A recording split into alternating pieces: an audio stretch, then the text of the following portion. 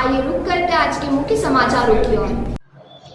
मिली जानकारी के अनुसार डीडीआरसी के 2 कर्मचारी की संविदा अवधि दिनांक 18/10/2022 को एवं 4 कर्मचारियों की संविदा अवधि दिनांक 31/3/2023 को समाप्त हो गई। नवीनीकरण के प्रस्ताव कर्मचारियों के कार्य विवरण समयावधि में प्रेषित नहीं करवाए गए। 3 माही और 6 माही और वार्षिक जानकारी शासन एवं जिला कार्यालय को नियमित नहीं भेजी गई। विगत 5 वर्षों में 959 दिव्यांगों को सहायक उपकरण वितरित किए गए, किंतु पोर्टल पर 100% नहीं चढ़ाई गई एवं सत्यराम चौकीदार 88 दिवस अनुपस्थित थे।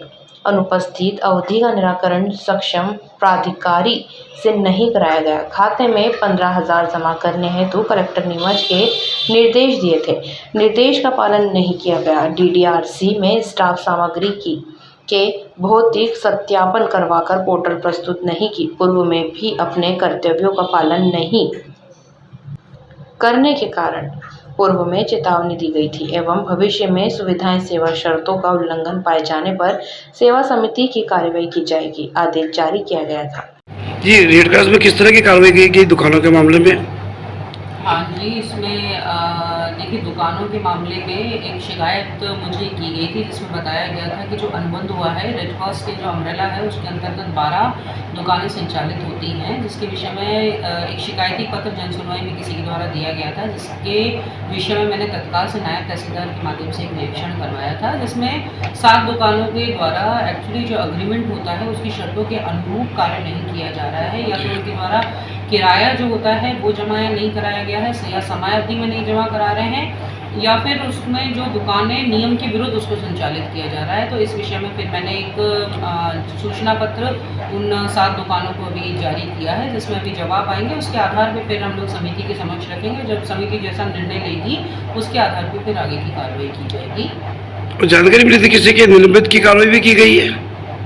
निलंबन नहीं हुआ है। इसमें बेसिकली ये जो कार्य हुआ था, इसके उपरांत मैंने 2 एससीएस जारी किए थे, इस कारण बताओ सूचना पत्र जारी किए थे, क्योंकि चूंकि रेड क्रॉस के परिसर के बाहर ही संचालित होती है और जो प्रशासक हैं डीडीआरसी उनका दायित्व था कि अगर इस तरह की चीज़ हो रही है और उनके कॉग्निजेंस में है तो वो उसको संज्ञान में वरिष्ठ के संज्ञान में लाएँ। यदि वो नहीं संज्ञान में लाते हैं और डेलिबरेटली कोई चीज़ छुपाते हैं, इसका मतलब है कि उनकी खुद की भी संलिप्तता हो सकती है इस चीज़ में। तो इसको चलते मैंने जो तत्कालीन प्रशासक थे और श्री चौहान और वर्तमान में जो प्रशासक हैं उन दोनों को मैंने एक कारण बताओ सूचना पत्र जारी किया था इस विषय में। मतलब बर्खास्त की कार्रवाई नहीं हुई अभी तक, जानकारी ऐसी मिल रही थी? नहीं, एक यस हमारे रेड क्रॉस में एक जो लेखापाल हैं डीडीआरसी के, उनको टर्मिनेट किया गया है, लेकिन वो सामाजिक न्याय के एम्प्लॉय हैं, वो हमारे रेड क्रॉस के एम्प्लॉय नहीं है, सामाजिक न्याय के एम्प्लॉय हैं। लेकिन सामाजिक न्याय का जो डीडीआरसी है उसका संचालन अभी रेड क्रॉस की बिल्डिंग में होता है और रेड क्रॉस के थ्रू हो रहा है।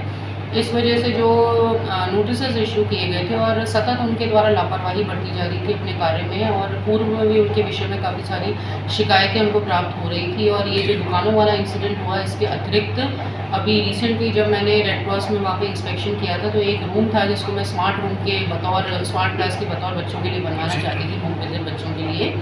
उसको जब खुलवाया गया तो वहाँ पे करीबन 250 के आसपास विकलांगों के जो वितरण इंस्ट्रूमेंट्स होते हैं या डिवाइसेस होते हैं वो वहाँ पे पाए गए, जिसका वितरण अभी तक हो जाना चाहिए था नियम के अनुसार, जो उनके द्वारा नहीं किया गया। वो उसको एक स्टोर में उनके द्वारा उसको छुपा के रखा गया था। इस विषय में मैंने फिर उनको इस विषय में भी नोटिस दिया गया है। दिस इज़ द रीज़न कि ये सारी चीज़ें मिला के उनको अभी टर्मिनेट कल कलेक्टर महोदय द्वारा